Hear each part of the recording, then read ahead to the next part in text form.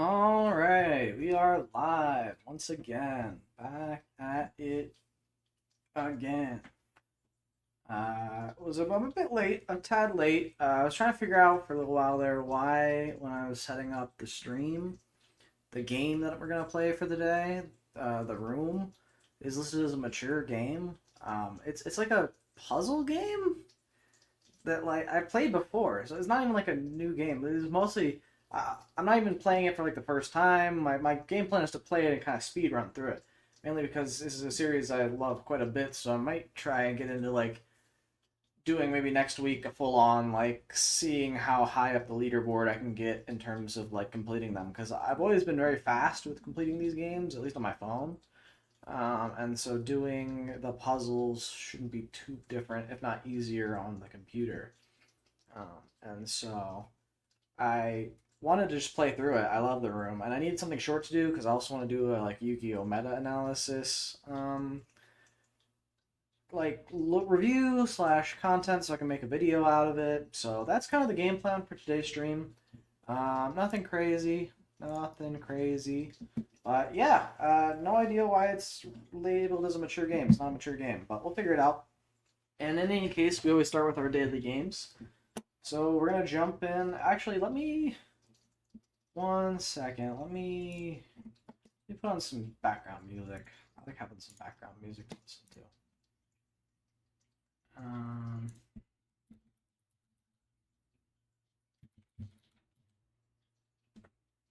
Chill. 5 hours of relaxing Pokemon music. Perfect.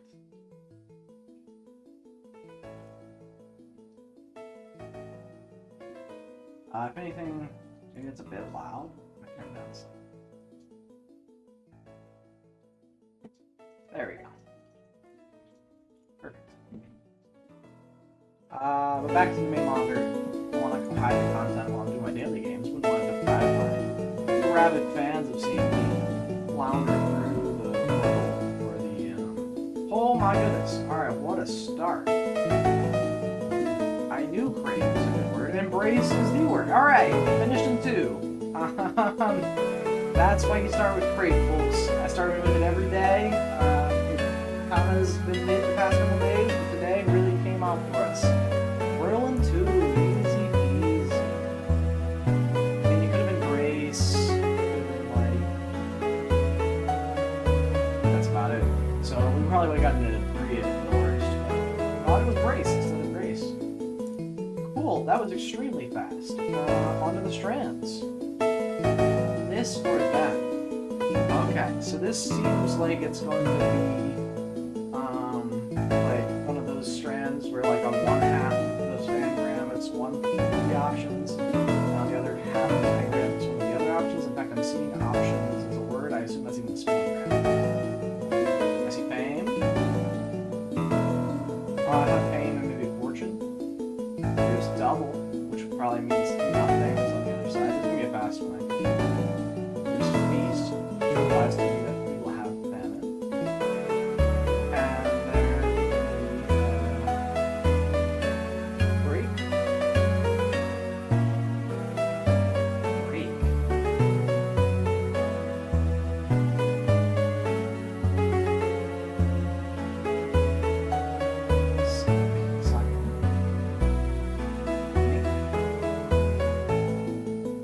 Sink.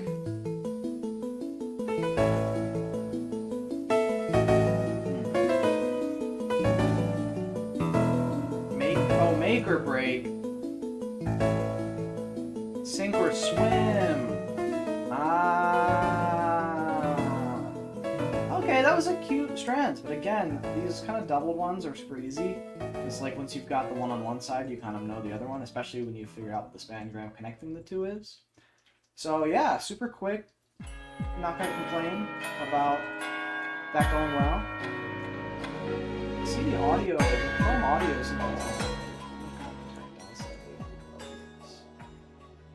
make sure it's not overwhelming or anything. Just, you know, some light music in the background. I don't want anything crazy. Although I've never heard this Pokemon song. Holy. Connections though. We are flying through our daily games. This might really be a really short stream. Like, normally these kind of pad out the first 15-20 minutes. This could be over quick, so we'll see how it goes. Hi, ankle. These are like types of socks.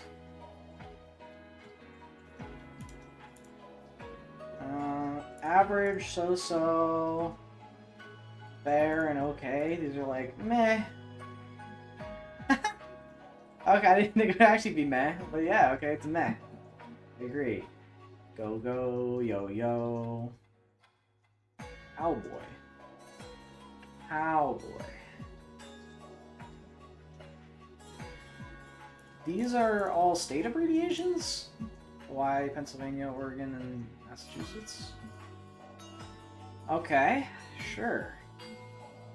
Elevator, like pitch you could have like an elevator speech. Go-go boots. Cowboy boots. Maybe thigh-high boots and ankle boots.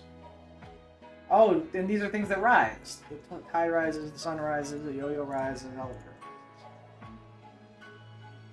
Or things that go up and down, even more accurate. Right. Cool, wow, my goodness. We are crushing the New York Times games today. Either they're taking it easy on us, or we're in a great mental mind state at the moment. I don't know which is which, but I'm happy with it regardless. No, we're gonna play without an account. Senegal's neighbor to the east. I don't know my African geography all that well. Get away. That could be escape. It's longer at the morning and evening than it is at noon. Shadow? Voice below altos. Those are tenors, I think? No longer in the drafts folder. I'm not entirely sure what that could be. Surely you jest. Interlocks with. Esoteric. Give false hope to. Ship into the country. Import.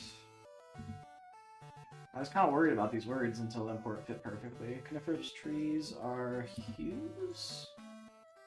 I don't know. Oh, use. They're use. Jamie might be the name, but I don't know how to spell that Jamie. Sengal, that would be Molly. This is meshed.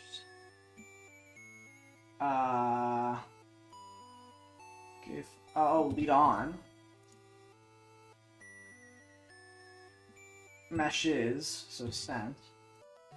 Arcane is Boulder Engine. My goodness.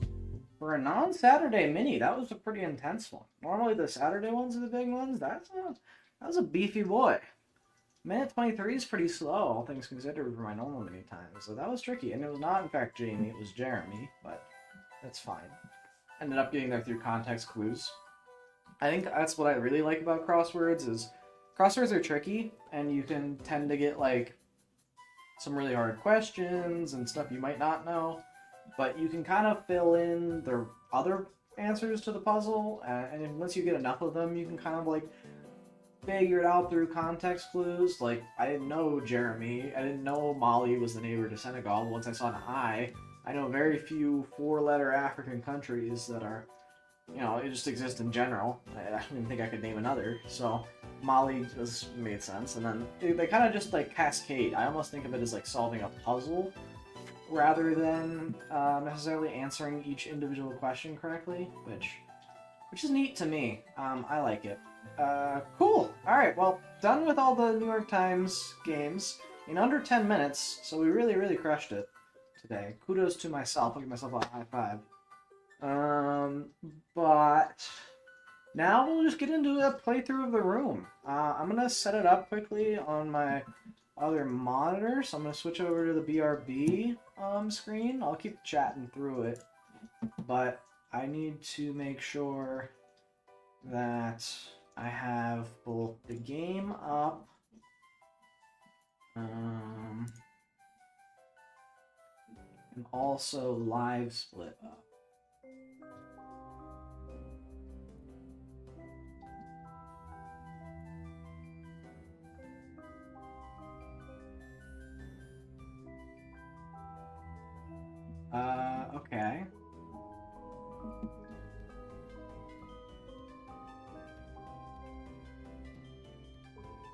Okay, live split's not meshing over the game properly.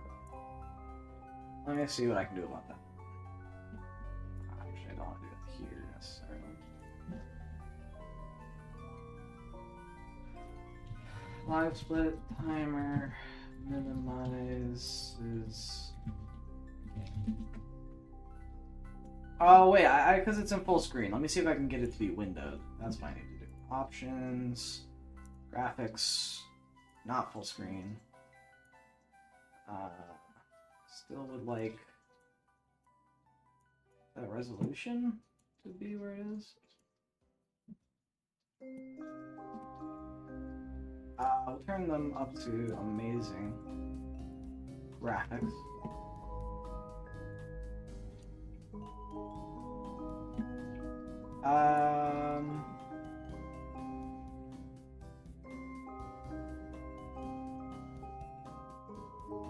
Unclear if we're missing anything on the bottom of our screen. It does appear slightly cut off.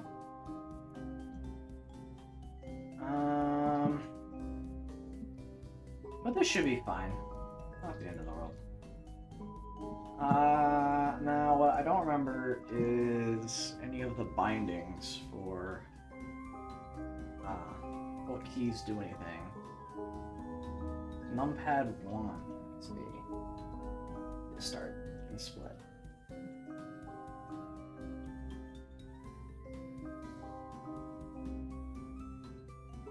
Well, shouldn't pause be something? We should bind pause to like. Looks like numpad 5 isn't in use. Why not just numpad 5? Alright, cool. So start numpad 1, stop numpad. Okay. Cool. I think in that case, this should work. We do have the conflicting music, and the music doesn't actually matter in the game, so I'm just going to turn the music all the way off on this. We're going to turn hints off too. We don't want hints. We're just going to play with the game as default. But yeah, it's kind of like a... For those who've never heard of the room or seen the room or played the room, it's like a 3D sort of puzzle box that has a bunch of different intricate puzzles on it and layers, and you kind of need to work through each of the puzzles to open the different layers of the box. There is an overarching story to the series, but I intend to play all 4 games on stream here. I didn't get the... I maybe did get the VR one because I bought the whole collection, but... I don't have VR set up at the moment. Maybe I'll have VR set up so we can play the VR version as well, but at least I have the main 4, and I've played all the main 4 tens, if not hundreds of times for some of the versions. So I know all the puzzles well. This should be very quick. I'm kind of going to speed through it here, so apologies if you don't get a chance to enjoy or solve the puzzles on your own. But it has been a long time since I played the original, mainly because I only owned the original on my Kindle. I didn't own it on my phone, unlike the other ones.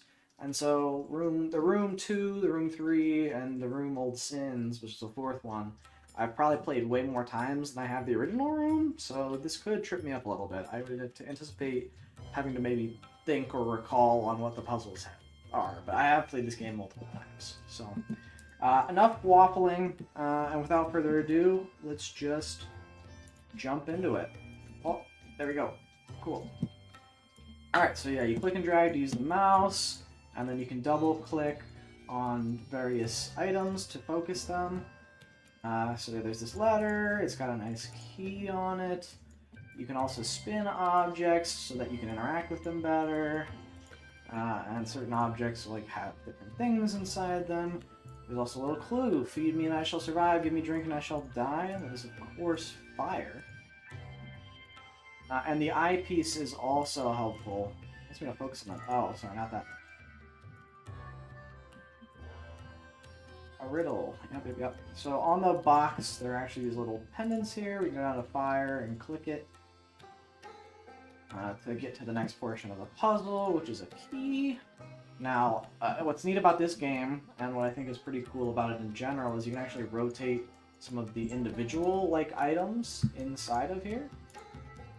And so we now have a key with which we can unlock this portion, and we need that shape. I forgot what that shape was, so we're losing a bit of time here by not having that set up. But that should be the... Crazy? Looks like the right shape. Okay, it was. I just didn't have it fully rotated over. That happens. And so the eyepiece is generally designed to allow you to... Oh, without a lens, it's just an ordinary eyepiece, right. Oh, I remember. There are multiple places where we can use the key on the box, as I recall. Yeah, we have to go to this talisman thing. Oh, but we need to grip it with something. This part I don't remember. There's this thing. We can slide over. Aha, and that has the curly version. So if we use the curly version, am I going? Okay, it just needed to lock into place. Am I going crazy, or do we have a nice metal plate we can use to unlock the talisman plate? We'll go over here. We'll spin it a couple times. It'll unscrew. We get a nice lens for our eyepiece, and now our eyepiece lets us see a bunch of the crazy stuff that's all around the box. But more importantly, it lets us see the solution to this puzzle. So we just want to make sure that we can rotate all of the things so that they match up with everything. Get everything, all the circles lined up. We couldn't do that without the eyepiece, I don't think, at least. Maybe when I'm speedrunning this game in the future, I'll learn that you can indeed solve these puzzles ahead of the eyepiece. But we did it. We beat Chapter 1, and we'll move on quickly to the next portion of the box. I should have maybe added splits for each chapter. Well, I don't remember how many chapters are in this game, to be honest. I just remember the various different boxes that are within other boxes. Again, the first one is the one that by far I have the least experience on. And I'll have to remind myself of the solutions. So we have the little curly, like, sign thing. There's a little star mold here. We've got the right place to input that. As I recall, you can press on this and get a nice book. We click on the book and rotate the seals appropriately. We can open the book. Obtain a little wind-up key. There's some lore here we're not going to read. We can go to this thing and spin it. And that'll give us a nice miniature telescope that we can come in here and rotate such that we can open it. We'll use that later, though. We're not going to use that now. Right now, we see over here, there's this little two-stick thing. We can even go ahead and input the two-stick thing. That's the two-stick thing. This one is that one. There's this. When we put this on, we can see that the top of the box has a 2 on it. 2, 7. The bottom of the box has a 6 and a 5. So 5, 6, 2, 7 should let us use the switch. This switch will open this with a nice slot for our eyeglass. We're still missing some stuff, of course. There's a nice letter here. I don't remember if we needed to read that. We didn't, so that's some time loss. We'll come here and open this. This is where we can use our winding key. And now the picture is actually playing. Although we don't have the... what's it called? We need a little, like, flint for that thing. I don't remember exactly where we get that. I know that the movie does give us the word puzzle answer. I'm trying to remember... Oh, I see. There's a little swirly thing right there. A little swirly thing. It goes there. I prefer, ideally, not to use the... not to necessarily cheat. And use... like, just brute force to solve that, like, rotating puzzle. I think I'll just go ahead and wait until we find the last piece of it. But now we're gonna... I thought the contraption... Oh, we have to raise... Whoops. We have to raise this up into the picture area. Right. Okay, now it's displaying a nice picture movie for us to watch. And if we watch it with the eyeglass, we'll see the word trial appears. Additionally, this opens up and we can see that if we rotate the devil and get the little symbols to match up, oops, not that ring, this ring, we'll also get a very nice little L brass plate, so we couldn't have even cheated the word quite yet because it was only 4 letters initially. Now we have the fifth, and we know that word is trial. I know there are some puzzles you can skip, especially that's trail. Trial. There are some puzzles in the later games that you can skip over or simply not do because they just give you like clues to words that you like don't need. Although there are other puzzles that like even though in theory if you just know stuff ahead of time you could have skipped it, the game actually explicitly doesn't let you do that. So as I recall with this one, oh I don't have the dot.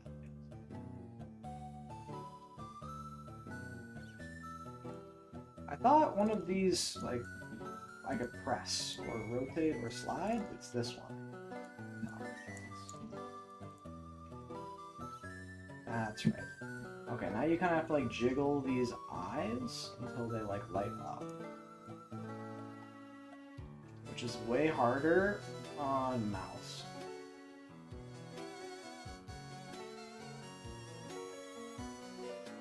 I will say. This is one part of the phone that was a lot easier because you can very quickly tilt the screen and get that to work nicely. If we look down here, we need to make this symbol line up. And I can kind of maybe explain what the lore is in this game. So going through it, this game we're trying to find some sort of like artifact or some sort of source of power. We're aware of like some power existing, but we don't know exactly what that power is necessarily. I feel like I was supposed to be able to find the last symbol by now to fill out this puzzle. But I don't remember where it is. We've done everything over here, and most of the other stuff is locked behind either getting a key, or getting some other stuff. I'm trying to remember. I mean, looking for like gold and gold-related stuff typically allows you to find some of the hidden things here. There's a gear. We're going to need to put something in that gear slot, but we don't have it yet.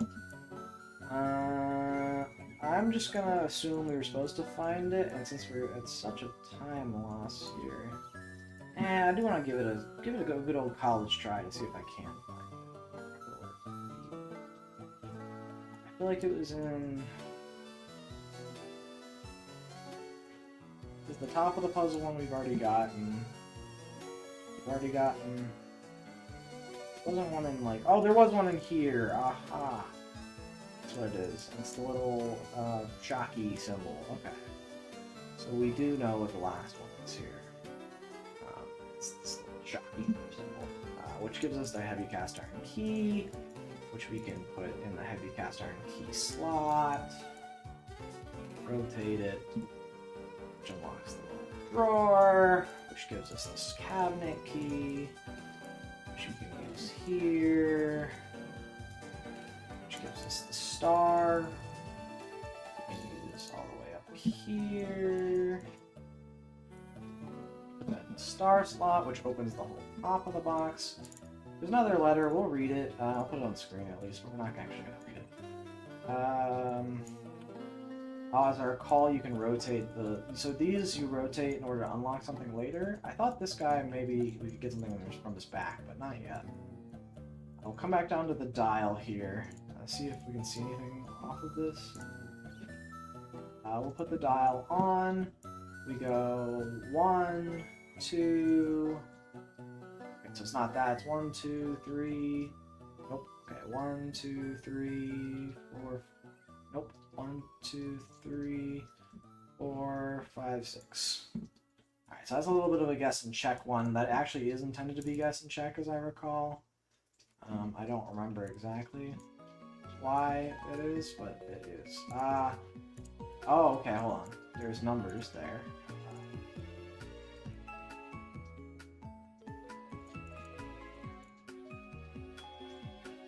2, 3? I don't want to say I exactly solved that. Because I don't feel like I did. Oh! It's just right there. Okay, 2 and 5. I ended up getting kind of lucky there, but I instantly saw where the solution was to that, so it's fine. Okay, this one you can rotate both the top and the bottom, so we need curly stick to the left.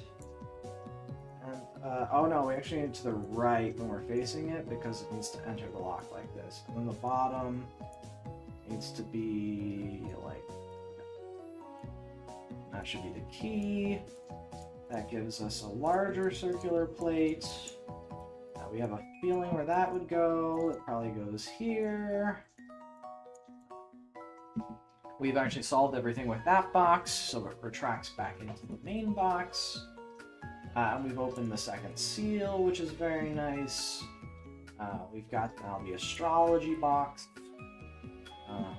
This one, you can slide this panel up to see the little star, or the triangle circle that we can rotate later, as well as that circle which we can rotate later, which implies to me we're going to need to rotate it sooner rather than later. But we can turn this all the way up, and that will unlock a whole other layer of the box. In fact, there we go. That's the last dial we need. We can see that the square needs to rotate top left. So we'll put square top left. You can see that the triangle needs to be bottom left. So we can move it bottom left.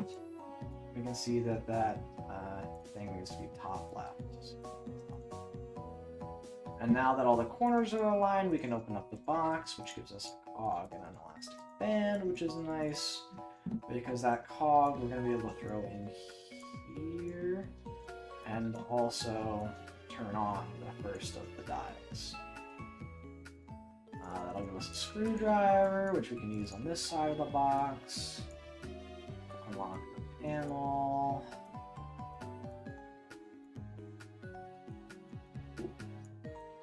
Oh, a little bit of time lost there. We can freeze it and pick up the folding key. The folding key, as I recall, I actually don't remember where exactly that gets used. It's not here just yet, I don't think. We can look, we did raise this part of the box. In fact, the folding key goes here, sure enough. Okay. So T and then 2 identical L's with 2 top bumps. So the T at the top, the 2 top bumps, the center, and it looks exactly like this, and that will slot nicely in there.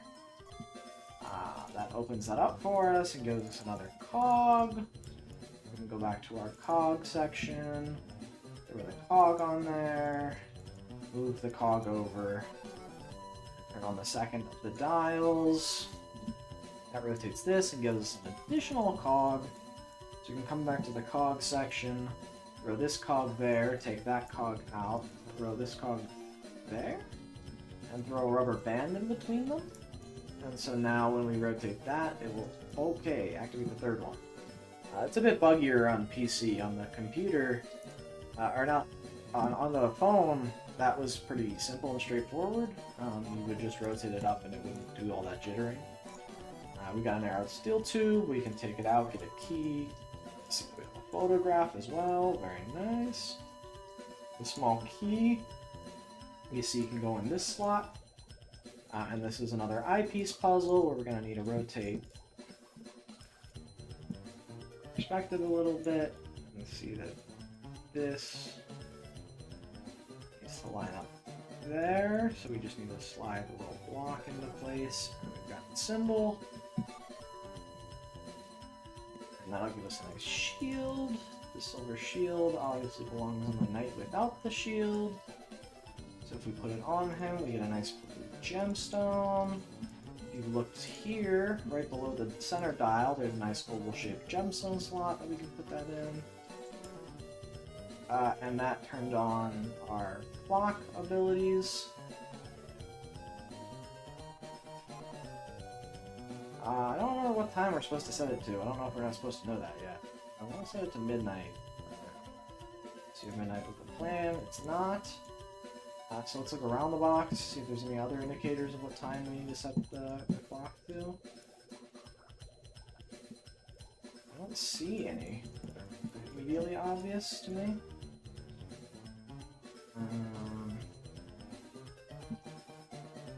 Yeah, that box has numbers, but it's not what we're looking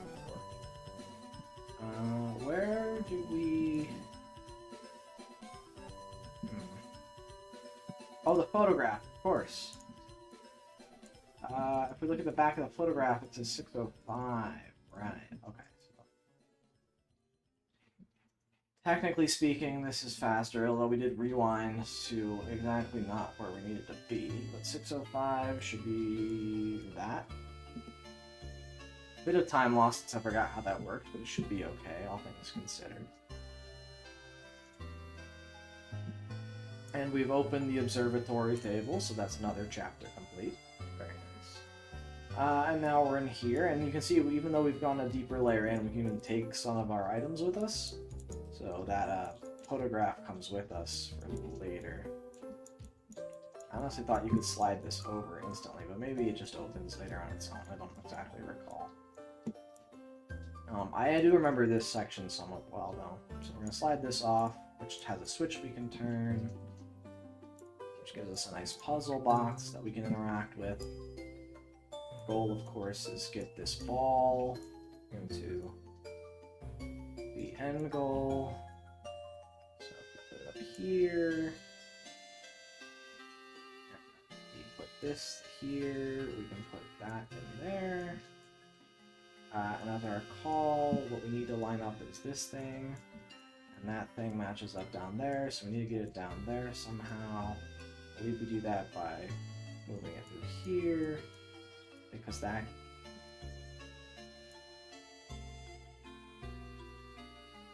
Wait a second.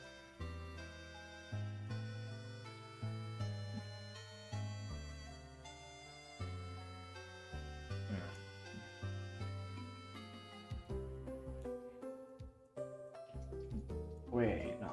Okay, we don't even need to come over here. We need to go down here. Yes, and then that takes us to the finish. Okay, bit confused. Lost maybe 20 seconds there. That's okay.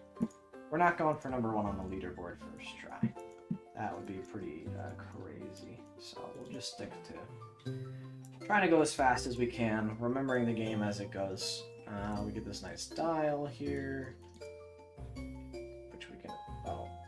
This is another one of those ones where you rotate it, and then you rotate it, so it's bang, bang, bang, done. This seems like a nice slot for a photograph to go in, so we'll put that there, and then we can look at it through the lens. We get a nice little video cutscene here, very nice. Don't know if you can skip it. But we don't need to skip it because we're going to get the word sigil. And I don't exactly remember if you can skip that whole cinematic, but we're not going to. We're going for the all cinematics run here. Sigil is the word we need to enter. I thought we could enter it somewhere already, but it turns out we're missing some stuff here, so that's fine. There's this puzzle here, which you can do immediately. That's correct. I forgot about that. But first we need to take this piece out of the way. And then we can take this piece out, and that opens a little notch for us, but not exactly what we were looking for. You can't slide that over, huh? I really thought maybe you could. That's fine. We got the little note available to us. I don't think we read it, but we'll read it, just in case that's somewhat relevant to causing any sort of triggers. As I recall, maybe one of these like buttons you could press. There's also this thing up here, which is a slot for something that we don't quite have just yet. But what are we missing? What are we missing? What are we missing? There's the globe we can turn, of course, but you need pieces to put in the globe. There's this board we can set up, but there's nothing on the board. If we look around the box, maybe with the eye we can see some stuff. The top of the box does look interesting, I'm aware, but the top of the box is actually the last like section of the game, so we're not quite there yet. But we will probably need to.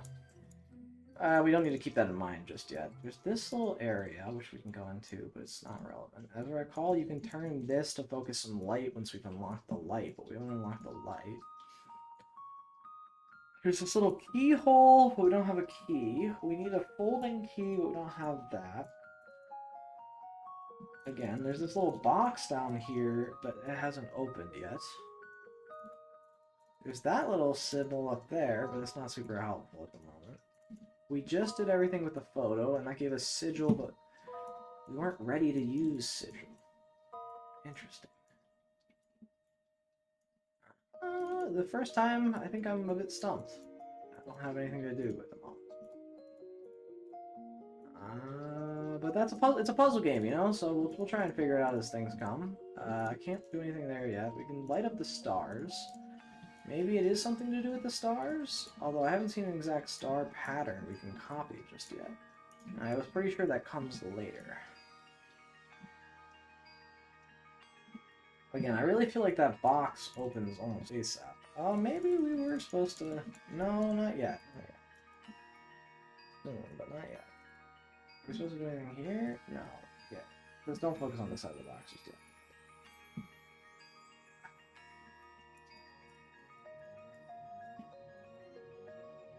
Okay, it really doesn't want me to focus on that, so I won't.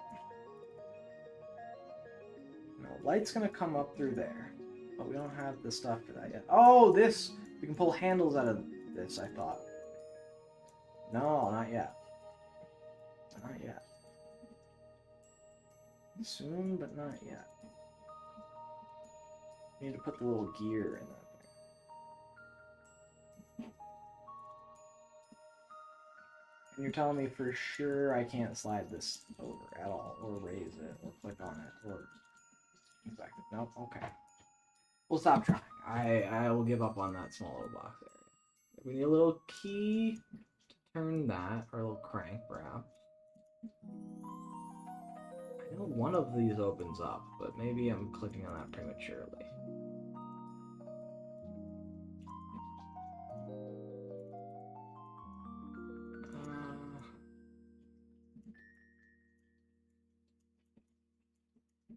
Yeah, I don't see where I could use sigil yet.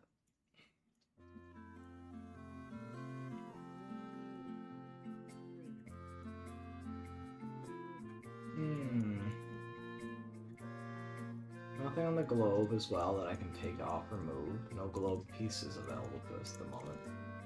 None of these doors do anything. Again, maybe I need to look for some sort of star pattern I can enter, because I don't see that at the moment. But again, I thought that came later. I'm like mostly sure that comes later. We can look back at the note. There's just more lore about the null.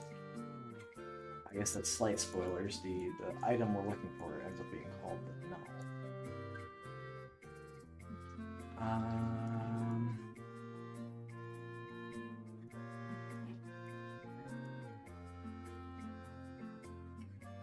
Is this a button? No, it's a square hole. I would have been pretty mad if that was a button. Oh, a square peg was underneath the photo. Ah, yes. Okay. And then now we can input sigil.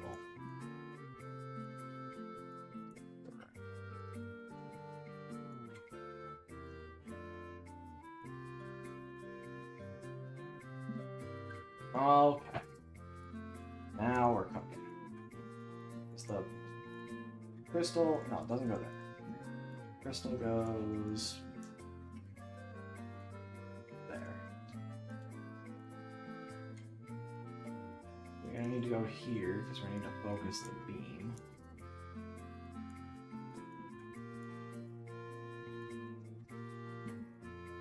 And that'll open up a shiny flywheel, which takes us all the way down here, and will enable the handles to pop loose for our reflective light dinghy, which we can put up here. Alright, we're back in action. That was like an unfortunate 3 to 4 minute delay that we had there. Certainly lost us the world record. Oh yeah, as I recall, this opens something and then I have to click it, and then it'll open something else and I have to click it.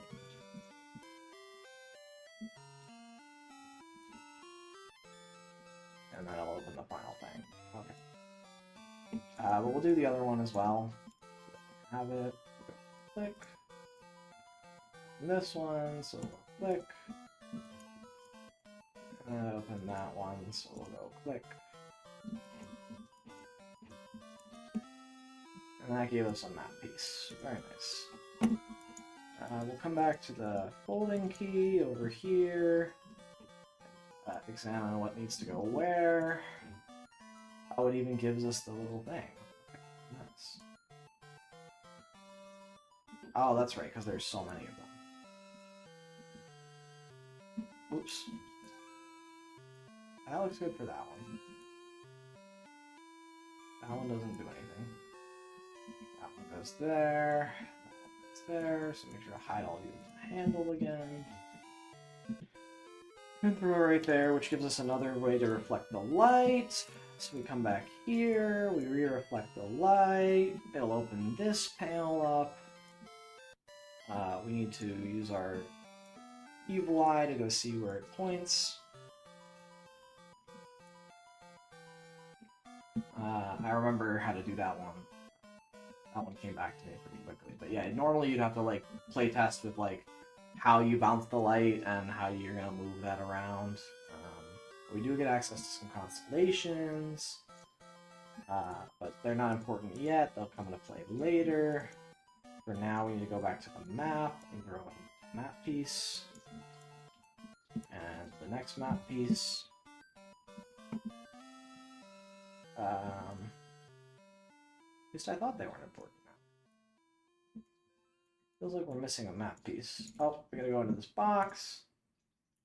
Get the extra map piece. I get this crank.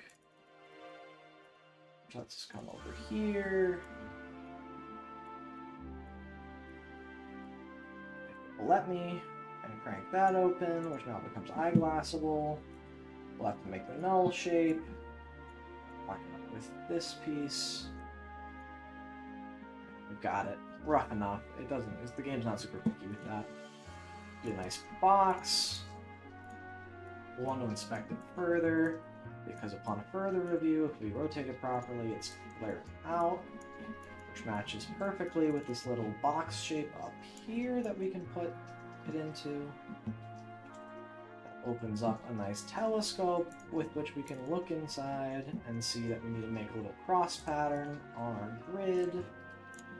Again, I'm not sure if doing the cross pattern on the grid from the start circumvents this whole thing. But we'll make the cross pattern.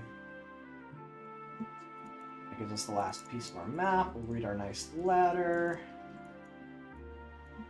Throw the piece into the map.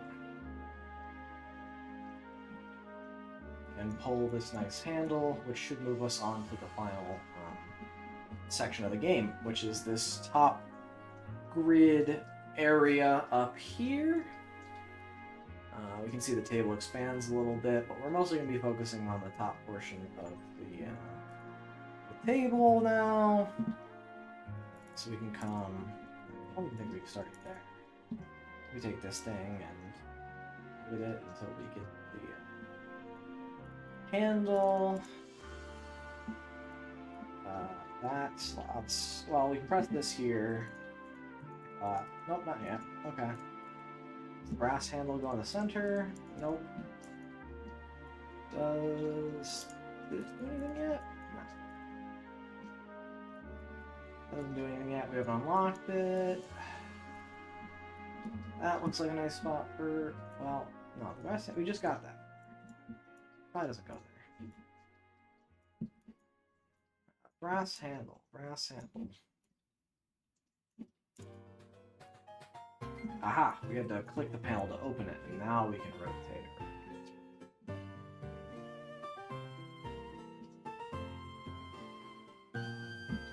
And that will allow the track to line up properly, which is going to give us this nice first folding panel. We can click in, and it'll spin us over to our first star sign, the sword. We look in here, we can see there is indeed a sword, and if we line it up properly, I keep clicking the mouse button that takes you out of the mode. That's why I keep like unfocusing and focusing on the puzzles. But that'll give us a nice dagger. In fact, the image even showed us how to use the dagger. We'll just throw it in the center. We'll plunge it down, and that's going to completely reset the table and give us a bunch of whole new stuff to look at. Like the planets. Oh, I don't remember what this does.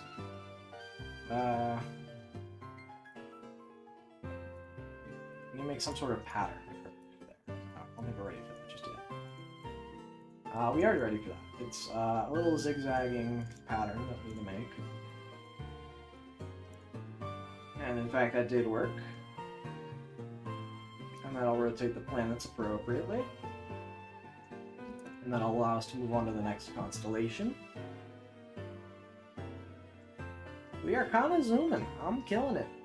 I'll pat myself on the back here. This has been very nice. Oh, we're ready to go. We gotta look in here and make it such that when the planets spin appropriately, or I don't remember. I guess we need to make the little Y first. Make the little Y, and then I'm pretty sure that maybe gives us a way to stop the planets. I don't recall. Yeah, okay, the planets line up appropriately. Now we can line up them. And that's the no. So that gives us a nice amulet. We can see that little outline matches that exact outline here. So that's where we're intended to put it.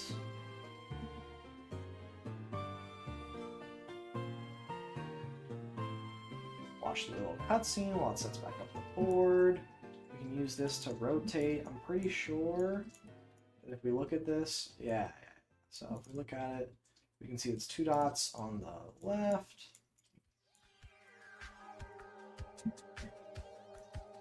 Rotate it a little bit. 1 dot on the top. I'm pretty sure I remember this pattern actually, so I'm going to skip the whole rotating thing. Mainly because we want to make sure we're going fast here. I believe it's just that. It just oscillates back and forth. Oh, we found it! This is the item we've been searching for the whole time. It is indeed the null. So that's the little energy source that we've got, and that'll allow us to go on to the last section. You'd think we'd be done, but there's actually one more portion. We have to kind of reveal the secrets of the null and see the last section. For this one, we just need to rotate the section thing so that it all lines up. We want it to line off the bottom here. And we've done that. So now the pedestal rises up. We'll want to be ready to put the null on it when it's ready for it. It accepts the null. It's going to sink down in. And we've opened the gates. We're going to move on to somewhere.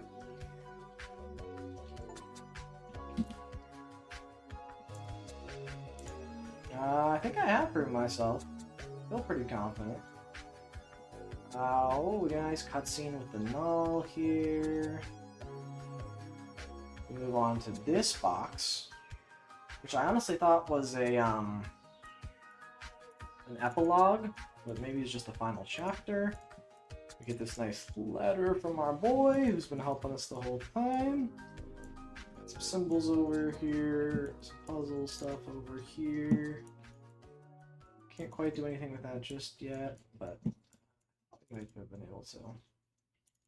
The pen I thought maybe we could do something with as well. Nope, and there's little boxes that I need to put stuff in as well. So we've clearly got a lot to work with. This is going to rotate and allow us to get some different treasures, which will be nice. This hinge opens, as I recall, and lets us open the box, but we don't have that open just yet. We've got that little section where we're going to put some cool stuff in it. We don't have the little hole thing for it yet. Oh, there's the little button. Anyway, something catalyzes most of the puzzles. No, so it's okay. Well, that actually didn't unlock as much as you would have thought.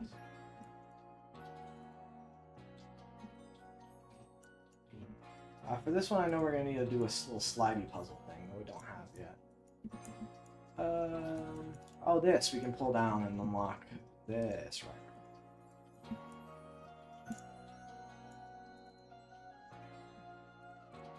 Those haven't been lit up yet, but that's where I thought maybe we need to go next. Ah, there's the handprint we needed to reorient. Right, I forgot entirely about the handprint. Good thing I remembered to put the goggles on. I gotta stop clicking away. It's a bad habit.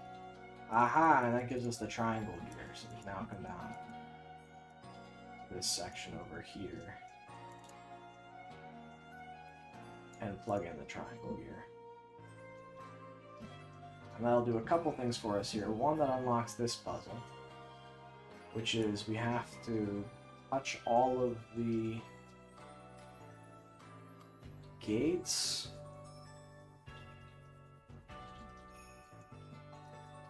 and end up in one of the slots. So that was that one. For this one, we just need to go around.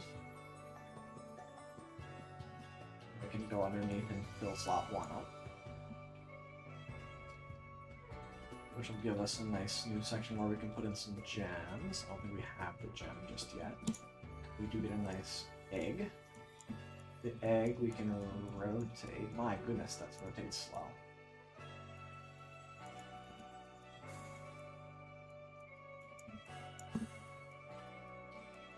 Holy smokes. Please move. That is abysmal. On the phone, that's like a half-second, like, rotate.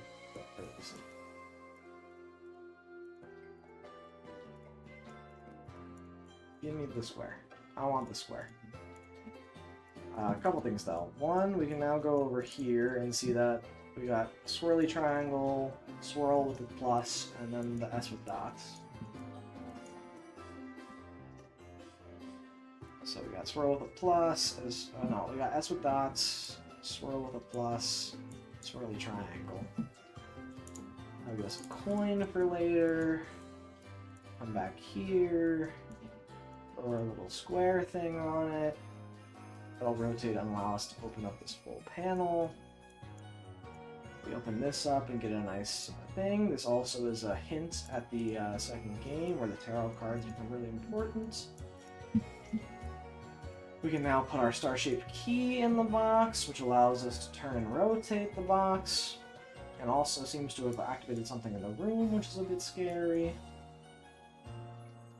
That allows us to move this panel, but we're not going to do anything with that just yet. We need to rotate it over this way first, and get the key, and then we need to rotate it back, lift the panel back up. So I guess this is a slight time loss because we probably should have just done that first and saved ourselves a trip. We get the metal plate as well. Now the metal plate goes with the coin looking thing down here. We can rotate it, open up the box a little bit. That'll give us a nice piano. Piano takes out a coin. Maybe I'm crazy.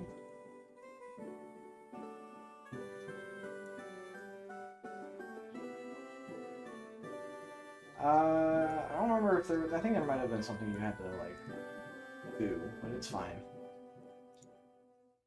I'm not super worried about it.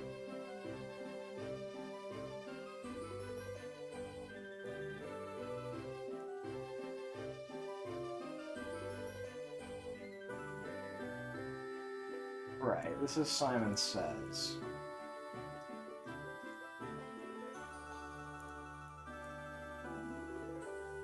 Unfortunately, they make the melodies very easy. I do think it actually would play a little tune, so maybe we should have gone without the Pokemon music and instead gotten the in-game ambiance. Because this game does have, like, decent enough music, and it does a good job of kind of getting that, like, creepy, you're trying to solve a puzzle, but there's also something weird clearly going on atmosphere. But I think we're okay regardless. We're cruising, we're cruising. Right. Now I kind of remember that the squid...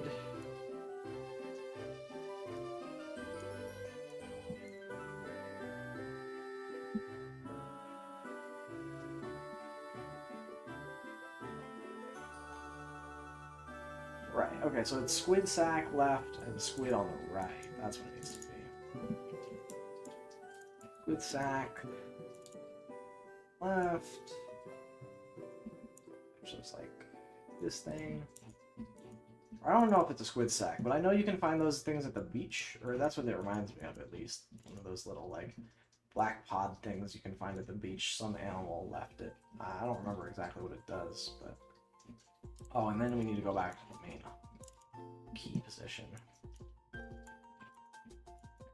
Let's push the buttons. Which gives us a numerical input, as well as some bars that we can look at. And so if we look over here, we kind of rotate it until it makes sense with our numbers. I had it backwards, but it's fine. And we're going to know that the code is 573. We didn't necessarily need to spin the last one into place, but it's fine. We've fully solved the puzzle now, which feels good.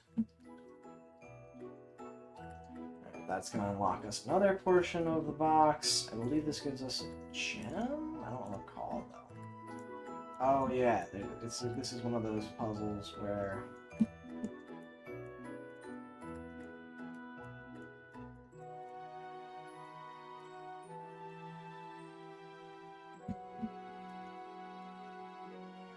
Ah, the handles go here.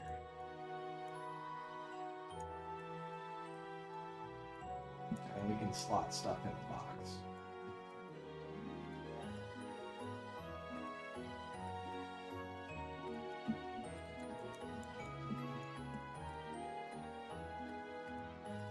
And we just rotate the box, put all the cubes in the box. The cube is a little bit of a Rubik's Cube solving thing. And then we get access to the gem that we've been missing this whole time. The box is going to do some nice neatening for us and then open up because it's very nice.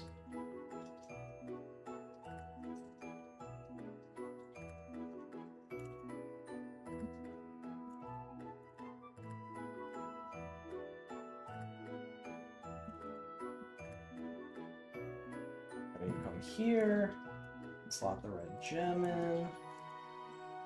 Then you come here, and we can take a look. We don't quite have everything we need yet, because we need to really free these gems from their slots. Right. So this is more of a slide puzzle. Get the blue gem very easily, of course. We'll slot the green gem all the way over as well while we're at it. Just get it away.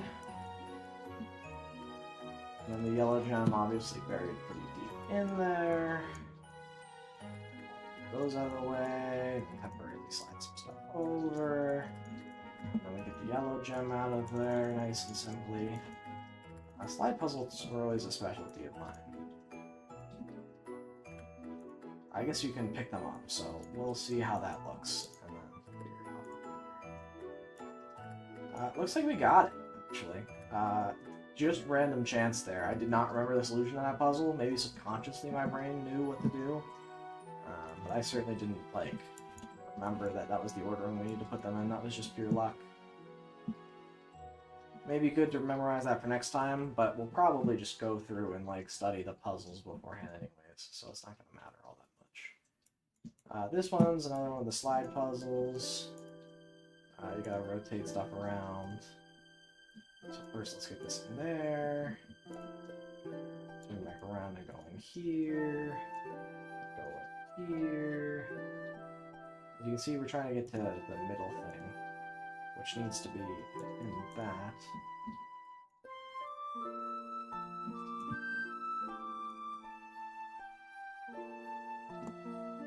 We can now get to, which lets us onto this thing, which lets us into the center. I believe we'll have to do that a couple of times. lights up nicely with the little symbol. This is a different symbol from what we've seen before, but still representative of the null. Again, for those who haven't played the series, this series is wonderful, so I don't want to necessarily spoil the entirety of the room lore, quote-unquote. Even though the lore is relatively weak, all things considered, it does have some fun stories, you know, associated with it. We need to get under that thing, which we've already done, so the puzzle's over. We just need to swing over here, and swing into the center, and that's all it is. Again, I don't remember the solutions to all of these, but they're relatively straightforward. The puzzle game is good, it's just not that difficult once you've already solved them, of course. My first time through these took me probably a good solid couple hours. The first game is a lot shorter than the other ones. The other ones have a lot more chapters. In particular, like the Room 3 is like an extremely long puzzle game with tons of different rooms and sections available to it, and different endings even, so it's very fun. But that's time! 4710. 4710 is what we got for our first playthrough. I would say it's not a casual playthrough, not even necessarily even a semi-casual playthrough, but definitely they could have gone faster. A lot of things where we struggled, but yeah, let's go see how that did relative to like the global leaderboard and whatnot. Let's go to my main browser. Let's go to the speedrun.com. Let's go over to the room. Let's see how we did. With epilogue, looks like a lot of people. It looks like the world record is 16 minutes. We were about triple that. In fact, if we were to submit, we would not even be on the leaderboard. Into chapter 4, we were closer. I think we were about half an hour at the end of chapter 4, so we would have been close to last. But that's a bit tough. We've got, looks like Akaya is the one to beat because we were struggling a bit there. But 47, a great first attempt in my opinion. Nothing to scoff at, of course, but certainly not something we're going to submit to the leaderboard since we didn't even. We were playing like half solving the puzzles for most of them. But that's The Room. It's an incredible escape game series. Again, I'll play through all of them. I love them all. And the other ones I'm a lot more familiar with, but this one is the first one, of course. We wanted to start in order. And I wanted to get something kind of short done, because we're going to move on to the second and final segment of the stream, and I'm kind of going to freeball it a little bit with this, but the idea here is I want to, go over some of the Yu-Gi-Oh! Meta and kind of explore and analyze what's happening right now with the top decks, what choices they're making and whatnot, and the Yu-Gi-Oh! Meta website is really great for kind of analyzing that kind of stuff. So I'm probably going to mentally reset. I'm going to grab some water even. I'll be right back, and then when I come back, we'll get into some Yu-Gi-Oh! Meta analysis.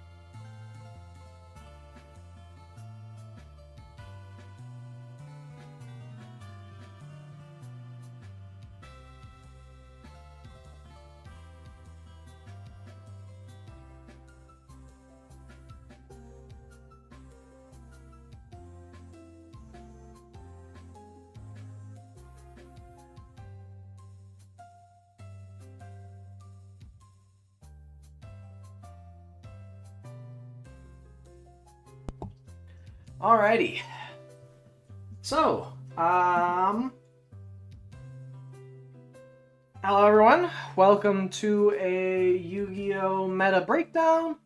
I'm looking to make this into some sort of like weekly, maybe bi-weekly review where I go through kind of the current Yu-Gi-Oh! Format, how it's shaping up, what decks are currently doing well, what like side deck and tech options are currently doing well, and kind of how all of the decks near the top are evolving. This is the week of August. I guess hold on. Yeah, I'll double check. This is the week of August 12th. I guess we start on Monday, maybe August 11th.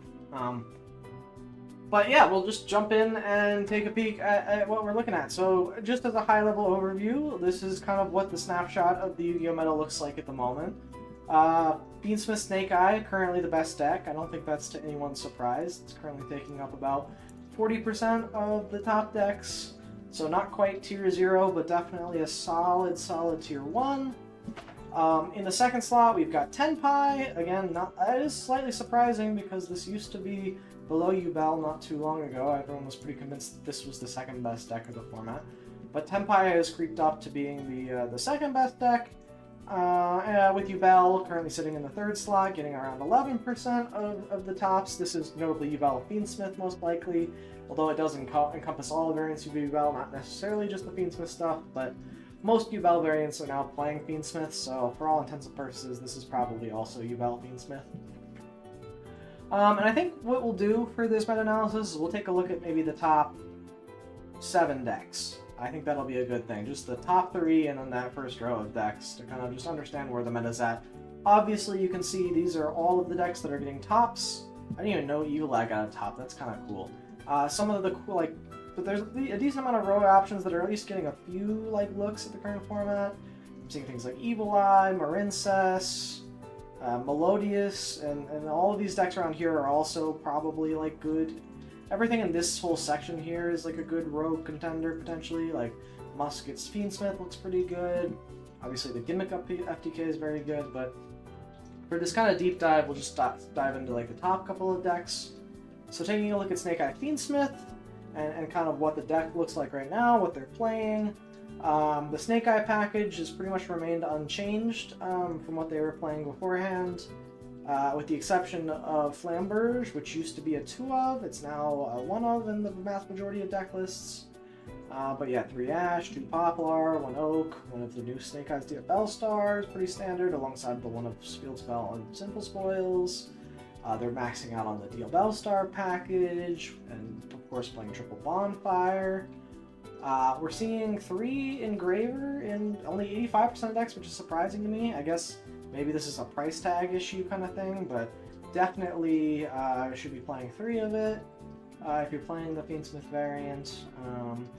Some hand traps I'm noting are stuff like Imperm, Nib has been creeping up, but we'll get to that in more of the tech options section hopefully, but I'll touch on that now. They're definitely playing a ton of hand traps because they're obviously the Fiendsmith engine so compact with just the 3 Fiendsmith Engraver, 1 Tract, 1 Lure. So they're able to play in a lot of stuff. We're seeing Bestials creep up quite a bit, especially now that the Fiendsmith stuff is very popular. And it looks like Talents is actually going down in popularity in the main deck, which is surprising given the prevalence of hand traps at the moment. But I know a number of decks are switching over to Board Breakers, so that's not entirely surprising. But in the extra deck, they're playing the standard Fiendsmith package of Lacrimosa, Requiem, and Sequence, all as 1-ofs. Most of the decks are indeed playing the Desiree as well. I know at the start of the format, people were trying to debate what would be played exactly in Fiendsmith. And I think Desiree has now established itself as a staple, so I would expect to see a lot of Desiree going forward. As far as the Snake Eye or generic Link package stuff they're playing the Hida, they're playing the Promethean Princess, IP and SP are a solid part of their end board alongside Appaloosa, which you can technically consider as both a Snake Eye end board piece, or you can of course make it with the standard Fiendsmith combo. It looks like a number of them are still on the Selene package to go up into potentially access code or any number of their rank 4s or link 4s. Anima is of course going to be a staple in a lot of these extra decks. Necroquip is a card that is starting to see a bit of play with a Fiendsmith engine, mainly because of the fact that you can cheat it out with just an Engraver equipped with the Requiem, and that would allow you to kind of extend into another 6 via the Engraver Revive effect for your Beatrice, which is of course becoming a mainstay staple because it can send the Snake Eye Ash from deck, and then you can revive it later in the combo with the Promethean Princess. Again, this is all without your normal because of how strong the Fiendsmith engine is. And it is neat to see that about a quarter of the decks are including the Scylla Hat Rabbit in it, which is neat to see. Um, the Scylla Hat Rabbit is a new generic Link 2 that lets you set a continuous trap directly from your deck that special summons itself. So a lot of decks are experimenting with playing this as a generic piece in the extra deck because it only requires 2 effect monsters. And it can kind of be something your end board can go into in lieu of a Masquerena if you feel that that kind of trap interactions with either the Angel Statue as a rune, which gives you a summon negate, or the Scylla Hat Trick, the new trap, which gives you a 2-card, just Omni card negate that I'll place up on the field. So I believe people are still bouncing between those for what's best here, but definitely pretty cool to see this creeping up. And yeah, so that's the Snake Eye deck. We'll get to like some of the side deck tech options when we cover the side deck section of the video, but we'll stick to just analyzing the top decks for now. Tenpai! Tenpai is creeped up as the firm second best deck in the format. I think a lot of people thought it might be third or even dropping, but especially with the new cards that we're seeing released in the Infinite Forbidden, they've gotten a solid creep up in playability. The Tenpai ratios for the non-new stuff has stayed pretty much the same. You play 3 of the field spell, although I'm surprised that's even 98%. That should be 100%. Hold on, I'm getting a call at the door. I'll be right back.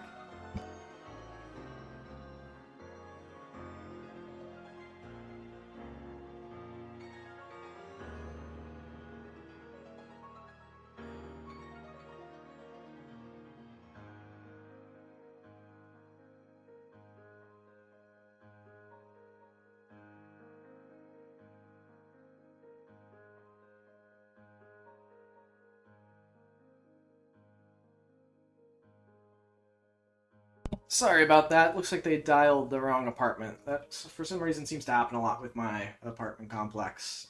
The system to enter the apartment is apparently notoriously bad to use. Okay, I'm going to reset and just go back into it. So that way we have kind of a clean cut that I can use for the YouTube video I'm planning to make around this. But when looking at this, the second best deck is now Tenpai.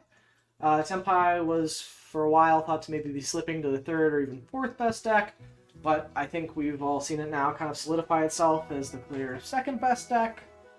The main Tenpai ratios for all of the older Tenpai cards, I'll say older in quotes because the deck's still, of course, very new, are about the same, or remain almost completely, if not completely unchanged. You're playing 3 Kaimen, playing 3 of the red ones. Kind of surprised to see some people are cutting into 2. You're playing 3 of the white one, 2 of the green one, so that's Chandra, Hydra, and Fadra, and then 3 of the field spell, Summon Summoning. Again, I'm kind of surprised that people are cutting Fadra down to 1, Hydra down to 2. This seems like the correct ratio, and especially it's looking like people are debating putting Fadra to 1, considering Fadra is one of the ones that doesn't fully start your combos. Especially now that we're seeing Genroku being played in most decks as a 2 of.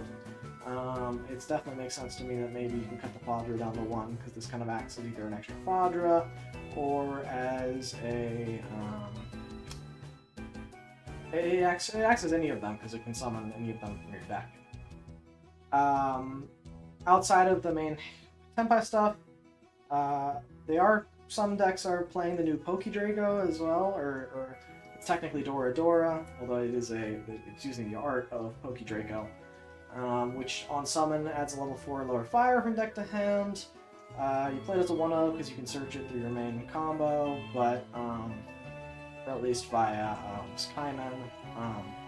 So if you do need the extra 3 on board with the Chandra, that is something you can do, since most of them only require a Fire Dragon rather than specifically a Tenpai. 1 makes sense in a lot of decks. Some decks are playing 0. I'd be surprised to see this creep up with more than 1 copy, but there are apparently some lists out there that are playing multiples. As far as like non-engine stuff goes, they're pretty much playing the kitchen sink. Lots of the spell trap removals, since this deck really does struggle against spell trap removals, stuff like Lightning Storm and Feather Duster. They're able to play D-Shifter, so they are playing it. D-Shifter is obviously a game-ending hand trap against a lot of decks, so fact that they can main it is pretty scary. The new Molcharmy Purlia is seeing some increased play in this deck, as it's a blind going second deck, so that makes a lot of sense to me. You want to be able to draw into more hand traps or board breakers against decks that are comboing off, and so Purlia definitely gives you those options. The extra deck remains pretty much unchanged as well. You play the 2 Bident, you play the 1 Heretic Seal for if you end up going first, the 1 Trident Dragion, which shuts off the battle phase, which is nice because your field spell protects you in the main phase. The Black Rose to nuke the board is very nice. The Trident Dragion is definitely the game closer that they have to play, and it comes up quite a bit, so still the only real big price tag on the deck, but one you've got to consider nonetheless. They're playing a lot of them are playing the Firelink package, which is stuff like Hida into Promethean Princess. I'm not seeing it listed here, but a lot of them are still playing potentially the Zealantis and the Salamangreat Raging Phoenix as well for the full Link package OTK, especially if you get D-Shifter, or not D-Shifter, Dimensional Barrier, which can happen a lot in this format. Some of their like techier synchros of choice are the Koi Belt, which kind of acts like Trident Dragion in a pinch. There's the Meteor Burst Dragon, which also locks stuff out of the battle phase, but is a 7, which is a lot easier for them to access. The Samurai Destroyer has seen a lot of increase in play, considering how prevalent Yubel is becoming. This card is pretty critical for stopping or winning Yubel matchup, as it can prevent a lot of their stuff from floating. They have the Moonlight Dragon on a number of deck lists, which is just an on-7 bounce. And then some decks are also playing the Ruddy Rose as well, which banishes cards from the graveyard, which is obviously very strong in a format where a lot of the decks care heavily about what's in the graveyard. And then the Striker and SP package is also seeing play in about half of them decks. It's just a Link 1 Dragon that they can make, and that would allow you to use SP's on summon and banish effect for free, basically, because Tenpai is really good at putting 2 or even 3 monsters on board very easily. And it can help you break boards in a pinch, although you typically don't want to be going for this line because, of course, SP would basically turn off your OTK. And then one thing I will talk about here in the side, because normally I would leave that for the side deck portion, but Quackimero Drago is uniquely a card that Tenpai is playing in the side deck. As a 1-of, they can side in against stuff like Yubel or Voiceless Voice, or any of the rogue decks that are playing like light monsters or dark monsters specifically. And what this does is basically you can summon it off of the Heretic Seals, and then it completely just floodgates your opponent out of special something light or dark monsters, which can end the games in a lot of scenarios against those decks. And so while it doesn't do much against the Fiendsmith stuff, and it also works against the Fiendsmith stuff, sorry. It does do a lot against the Fiendsmith stuff, it doesn't do a lot against the Snake Eye stuff. But against the Fiendsmith portion of Fiendsmith Snake Eye, this can also come up now, so even a potential consideration in that matchup, I'm not surprised to see it shooting up in terms of usage in the Tenpai side decks. On to the third best deck of the format, which is Yubel. Yubel ratios are again kind of sort of figured out at this point. They're playing the 3 Nightmare Throne, the 3 Samsara Lotus. Spirit of Yubel is currently sitting at a 2-of in most deck lists, a 3-of in others. It's one of the strongest cards in the deck. I'm kind of surprised it's seeing play at 2 and not 3, but I suppose you have consistent access by stuff like Nightmare Throne and Samsara Lotus, so I suppose that's fine. 2 Grave Squirmer, is there Grave Revive, the Nightmare Pain being a 1-of in some decks, a 2-of, and a 3-of in others. Like, this card is very strong. I'm kind of surprised to see the 2-of being as low as it is, since I've seen a number of people start teching in the second one, in case the first one gets removed or whatnot. But this is a very strong card, obviously, integral to their combos, and it can even potentially start off some of your combos if necessary. The 1-of Yubel makes sense, of course, and the Shavara, so they can play the Yama package alongside of an Unchained Chamber of Abomination, which just gives you more interruption with Soul Rage in case they remove it somehow. I'm not seeing it in this main deck, or not even in the side deck, but normally a number of these lists are on Super Poly. I'm not seeing that anymore. Maybe they've cut it now due to the inclusion of the Fiendsmith engine, which would make a lot of sense. And they're also still on the Spirit Gates engine, which just gives them some additional fodder for summoning back U-Bells or Spirit of U-Bells by opening the Spirit Gates. This card's crazy, it does so much, so definitely doesn't surprise me that they're still on it. And then some of their tech options include some hand traps. I've been noticing Droplet in the main is interesting, as kind of maining a board breaker is nice against a lot of the top decks. You've got stuff like Droplet in the, or not Drop Talents in the main as well, and 2 in some decks. It looks like most of the decks, because it's 32 and 29, are playing either 2 or 3, which would make a lot of sense.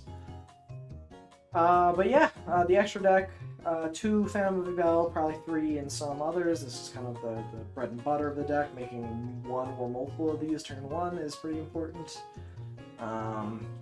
The Yama package is of course critical to the deck's success, giving them access to Shavara pretty consistently as long as the trap with the Shavara, and all of that being synergistic with the fiends that you want to be destroying is super strong. And to that aid, they also play the 1 Soul of Rage. Obviously, even seen some of them be playing the Link 3 as well. Doesn't look like that's being represented in this deck list. But I imagine that was one of the first things that got cut because of the Fiendsmith stuff, because that package is so heavy.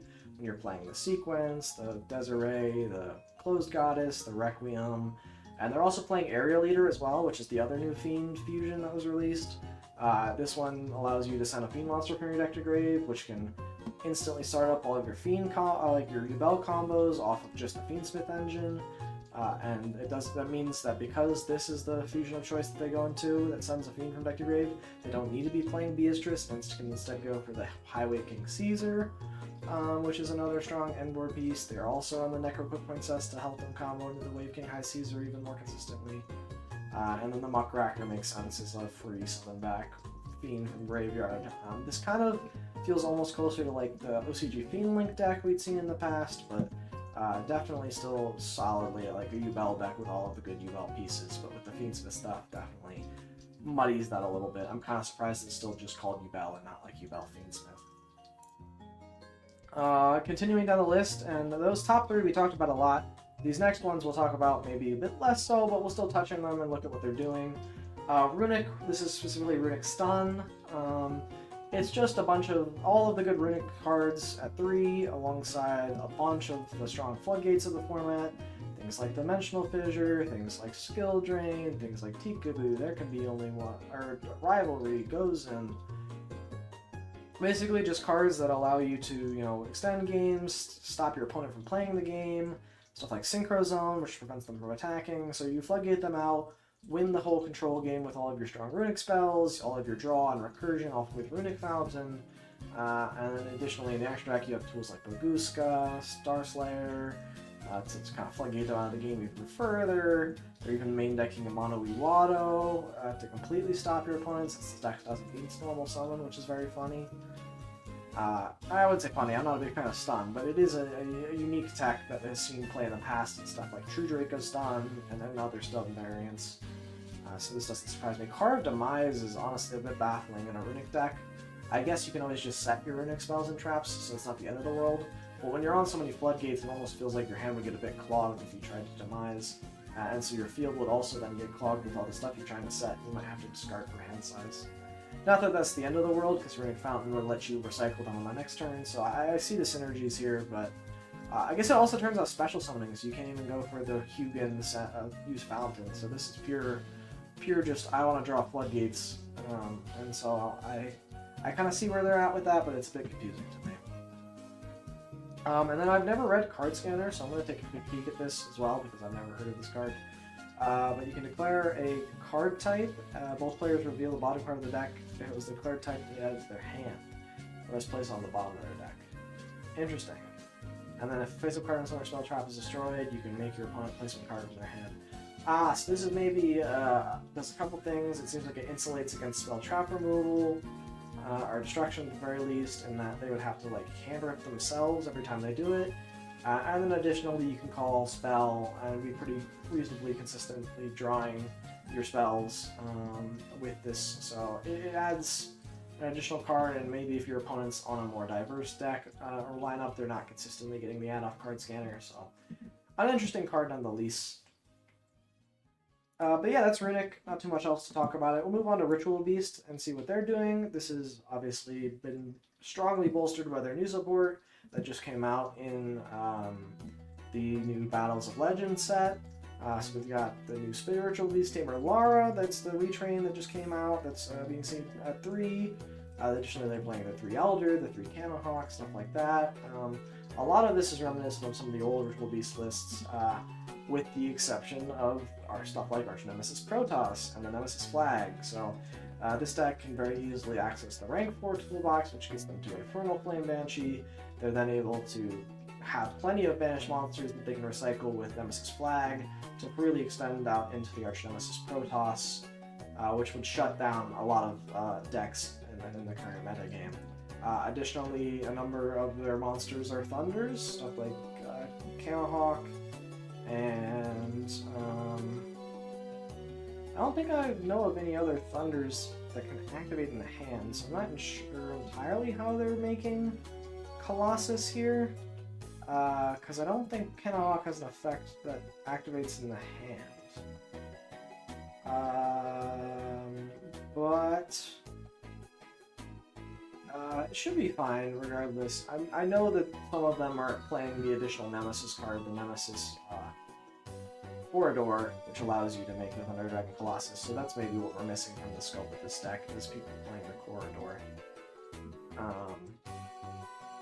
But yeah, this deck is pretty straightforward. They've got their new Fusion as well that they're playing. The deck kind of aims to combo and play as many like good banish cards as possible, stuff like Dimensional Shifter, stuff like Protoss, and then just floodgate your opponent out of the game that way. But still neat to see an old deck coming back into the fray. Then we got Branded. Branded is still doing the same thing it's been doing for a very long time now. They haven't gotten any crazy new support.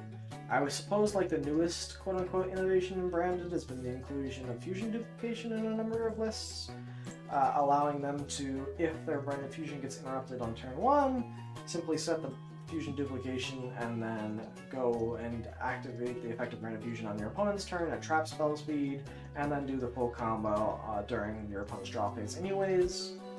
They're still mainly trying to get the Gimmick Puppet lock online via Albion reviving the Gimmick Puppet. So that's the main goal of the deck at the moment, is to just set that whole lock up. They have a lot of other just strong fusion tools that can also support that with stuff like Mirror Jade, a Gragnol in the graveyard.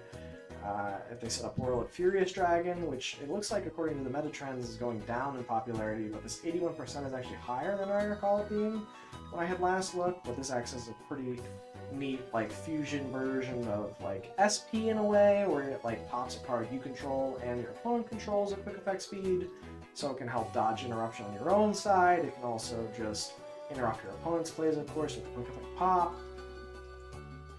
And so yeah, but other than that, Branded has been doing about the same thing for many years at this point now. Not many years, but a couple years at this point now, and so not too much to talk about within the Branded deck building space here. The last deck we're going to talk about is Labyrinth.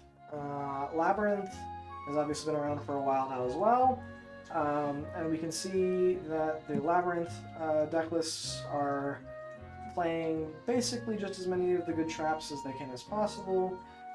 Some of the newer changes or inclusions in Labyrinth have been Transactional Rollback, which is obviously an extremely strong trap card that copies trap effects, both when you activate it and in the graveyard, although when you use it on the field, it copies your opponent's traps, which is a lot less good, but the main portion of this is the graveyard effect that allows you to copy traps from your own graveyard, which is very strong. They're able to main deck and search a lot of the most powerful normal trap floodgates, stuff like Dimensional Barrier, they're maining Skill Drain in a number of scenarios. I guess it looks like less often than like you would think. Apparently not a number of them are on them, but still, you know, the main Labyrinth cards haven't changed. I don't think anyone has looked or innovated too much on the deck in recent times. The only real large change has been the inclusion of Transactional Rollback, and as well, Absolute King Backjack is something that has now become a staple with the deck as well. In the side deck, something unique that they side is the Eradicator Epidemic Virus.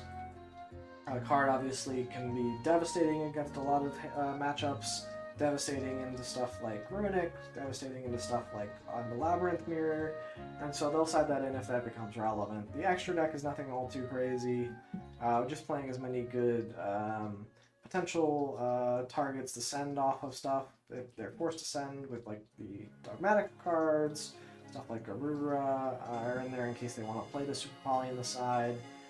There are a number of Fiends in the deck, so they can play the Unchained package if they're so inclined. But most of the time they're not accessing their extra deck, it doesn't end up mattering, so they're mostly just looking to do some trap control stuff. But yeah, so that was a snapshot of how the Yu-Gi-Oh! Meta looks at the moment. Obviously there are a number of other viable rogue contenders that I didn't touch on specifically. But the decks that I did touch on comprise the vast majority of the meta. I would say roughly 90% of the format is contained within those couple of decks that we looked at. And so if you're going to your locals, or especially a regional or your YCS level tournament, those can be the kind of decks that you're expecting to play against. We're going to go ahead and take a look at the tech cards as well that are seeing play at the moment. These are the hand traps essentially, but also stuff like Talents, Droplet, and Call By and whatnot. Obviously Impermanence is the most relevant hand trap at the moment. Almost every deck is playing this in some number of copies, mostly 3. It's the hand trap of choice right behind Ash Blossom Choice Ring, and so we're seeing these two as being the 2 choice hand traps to play at the moment. Nibiru is definitely seeing a rise in popularity, despite the fact that the Fiendsmith engine can play around it. A lot of Fiendsmith combos, especially when Nibiru is paired with an additional hand trap, don't have the resources or can't be as greedy as to go into one of their extra deck outs to Nibiru, and so if you can get your opponent to go into a line that's more vulnerable to Nibiru, Nibiru can be absolutely devastating, so I'm not surprised to see that rising in popularity. You see stuff in the other stuff here that is listed, stuff like the Bestials are really seeing a lot of jump up in play, especially with the new Fiendsmith stuff. They're able to hit the Lurie, they're able to hit the Engraver if that's relevant, and so them also providing a body, and even in Tenpai being able to provide a Dragon Search is certainly not something to scoff at, and something certainly to be aware of, especially if you're playing a deck that is affected by Bestials. Be prepared to see those.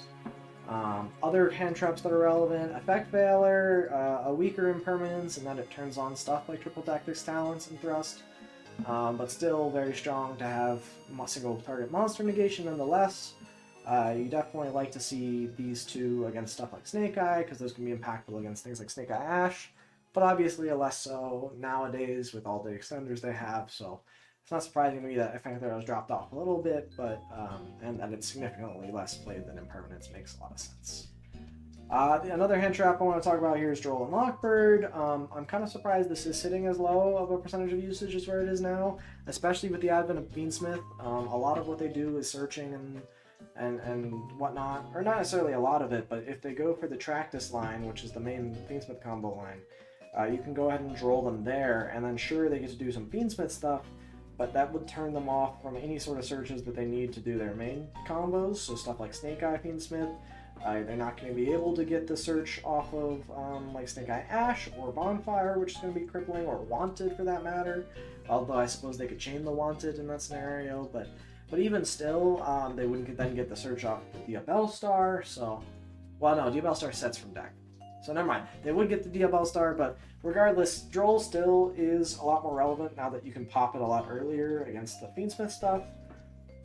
And so I personally would expect this to rise in percentage usage, but we'll have to see. We'll come back and check the meta and kind of compare it to the snapshot we had previously. Call by the Grave being popular does not surprise me in the slightest. There are so many hand traps floating around. Most decks are on somewhere between 12 and 18 to even 21 or plus hand traps or non-engine cards, and so Call by the Grave being relevant makes a lot of sense. And then Forbidden Droplet and Talents being the two kind of board breaker. I guess Talents is like, you can consider it going first card to insulate against hand traps, but both of these cards very strong at the moment. A lot of decks are really good at playing through hand traps at the moment, and so board breakers being in the main are cards that kind of like do more than just a one-for-one interaction are really, really strong. And so I'm not surprised to see those creeping up in popularity as well. In the side deck stuff we're seeing, rising in popularity, things like Cosmic Cyclone are going up in terms of playability. That's likely because people are wanting to hit stuff like Nightmare Pain. A Cosmic Cyclone on the Nightmare Pain or the Nightmare Throne can be really devastating. It obviously insulates against a ton of the floodgates that people are playing right now. Like, most decks are on skill drain, so having an out to that is important. Additionally, this hits stuff like Runic Stun or the Tenpai field spell. Cosmic Cyclone seems like it's in a really good spot at the moment, and I'm not surprised that it's one of the most popular side deck options. Harpy's Feather Duster, additionally, very strong piece of spell and trap removal. Sure, it doesn't banish like Cosmic Cyclone, but it's definitely a card that a lot of side decks are playing just because it blanketly removes all of the back row. So that deals with the floodgates, that deals with, like Labyrinth endboards. It's just really powerful altogether. Charmy Purlia is now the third most popular card in the side deck, which is a bit surprising to me, but at the same time, not at all. I'm surprised in that a lot of people were initially thinking that this card would be a lot worse than it was. I was kind of on the train that it would be broken from day one, and I think that its success at high level, its tournament output has been very, very good. And so it doesn't surprise me at all to see this dominating side decks. I wouldn't even be surprised to see it rise in usage. I guess it's really just being gated by being a chase main deck secret, so I wouldn't be surprised if its price kind of spikes as a result and continues to go up. But yeah, it's obviously very strong. It's max C at home. It draws you cards. A lot of the top decks are summoning from the hand at least once, if not multiple times during their combo. And so getting multiple draws to give yourself an extra chance to see more hand traps or board breakers is going to be really critical in this format. And so having that option with Purlia is really nice. Other stuff to look at, we see Dimensional Barrier. This used to be a lot higher in usage, but has since recently dropped off. I think it's mainly because the best deck by far is Fiendsmith Snake Eye. And sure, while you can call Fusion against Fiendsmith Snake Eye, and that does do something, they can pretty much play completely around that. I mean, they still have the whole Snake Eye combo they can do that has nothing to do with fusions. You can't call links, so that's not gonna. There's nothing you can do to stop the Fiendsmith and the Snake Eye combo together. And realistically, it just doesn't do enough against them or Yubel either, because they have a lot of links as well that they go through. And sure, it turns off Phantom of Yubel, but they still have Varudris in that scenario if you don't turn off Xyz. It's really good into Tenpai, of course. It's really good into Voiceless Voice, which is a deck we didn't talk about but has since dropped off quite a bit. But it is something that is still seeing play just because of how good it is against Tenpai, which is the second best deck. Ghost Sister and Spooky Dogwood, seeing a lot of play is very interesting. I think a lot of people are realizing that we're at a point where the format is either, you win your match via going first, and that's about it, or like your Tenpai, you completely blow them out with hand traps and board breakers. Or your third option is you're probably not breaking your opponent's board, but you can certainly have more life points than them at the end of the time on the round. And that's kind of where Spooky Dogwood is coming into play here. You side this in for game 3 against an opponent, especially if you know you're going second, and then you can drop this. If your opponent just passes, then sure, you've halved your life points, but at least you get to play the game. Your opponent, if they choose to play and summon into it, a lot of times any sort of combo is going to net you a significant amount of life points, so much so that as long as you do some sort of comboing in your second turn, you're likely going to win the game in terms of being up on life. And so this card seeing play is something that I think is funny, given how when this card first came out, people thought it was going to be really terrible and never seen you play. And now, basically exclusively because of the new time rules, this card is, I call them new time rules. They've been around for a very long time now at this point, but the most recent time rule revision, this card is seeing play, which is neat to see. We've got Crossout Designator, again, is another tech for if your opponent's on a lot of hand traps. You're likely also on a lot of hand traps in this format, so that can be a nice card to side in if you know you're going first. Or especially in the mirror match, if you're playing Fiendsmith Snake Eye, and your opponent's on Fiendsmith Snake Eye, Crossout Designator obviously becomes 10 times better. Skill Drain, seeing a lot of popularity. It's the floodgate of choice. It turns a lot of the top decks completely off. It makes a lot of sense that this card is seeing a ton of play. Lightning Storm, again, another back row removal piece. It's also a tad more flexible. It's seeing a lot less play than Feather Duster, because Feather Duster you can play while you already have a board established. Lightning Storm you cannot. But still, definitely seeing a decent amount of play, just as it's checked to some of the back row decks and all the floodgates we're seeing. Phantasme has seen a rise in play because of Fiendsmith. Fiendsmith regularly puts at least one, sometimes two links on the board at the same time. And so this giving you multiple draws, sculpting your hand, making sure that you're in a good spot when you're going second is definitely a good thing. The targeting negation doesn't come up all that often, but it can definitely come up against some decks. And then it's just a body that, if it survives the turn, can also be used as link material and whatnot. So certainly not surprised that this card is seeing play, especially with the advent of the links with the Fiendsmith stuff. And then we've got Evenly Matched as the final side deck card that's being mentioned here. Again, nothing super surprising there. It's probably the best board breaker against a lot of the top decks. It does the most in terms of being able to get around a lot of the end board negates that the decks put up. Stuff like Appaloosa doesn't affect Evenly Match. It deals with back row as well as monsters, so definitely a really strong piece of removal. With the inclusion of Desiree and a lot of the extra decks, it does become harder to resolve Evenly Matched, but overall, a solid and strong card. But that's the whole overview. That's a nice snapshot of where Yu-Gi-Oh! Is at the moment, as well as the top decks. Again, here's the whole list of decks that are seeing play or got tops recently.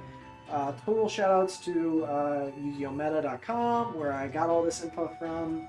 It's a great resource where you can look at top decks, look at what they're playing, look at results from recent tournaments. It's super great. Highly recommend you check it out. But this was my recap. This was what's going on in Yu-Gi-Oh! At the moment. I look forward to coming back in a week or two and seeing how the format shakes up or changes, potentially even with a ban list on the horizon. So yeah, with that, that's all I have to say about the format. Thanks for watching. Please like and subscribe. You can find me at twitch.tv/02live, where I stream all of this content live. Look forward to hearing your thoughts on what you think about Yu-Gi-Oh! At the moment. What needs to change, what you like about the top decks, what text surprised you the most. Let me know in the comments as well. But have a good one. Alright, so that was the YouTube outro. And also, that's kind of going to pivot into the stream outro. I don't have much else that I plan to do today. I did my room playthrough. I did the tier list, or not the tier list, the meta review, which is going to go up on YouTube. I might spend some time off stream just editing that. Might not. I'm kind of tired, to be honest. But yeah, this was a good stream. Thanks everyone for stopping by. I'll be back live streaming on Monday with some more content. No idea what exactly I'm going to be streaming, but I'll let folks know whenever I do figure that out. But again, yeah, thanks for stopping by. Thanks for watching. Have a good one. Bye.